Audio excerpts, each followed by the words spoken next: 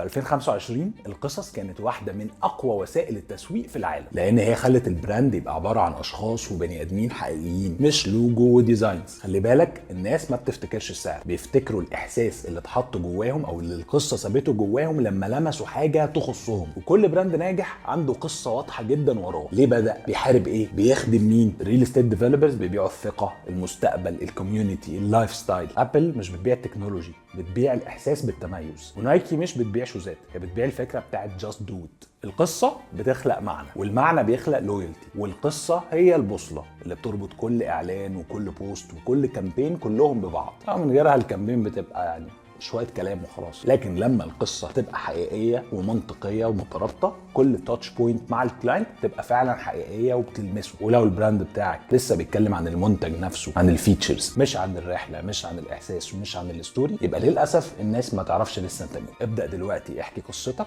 وقصه منتجك او خدمتك، وهتشوف الفرق الكبير.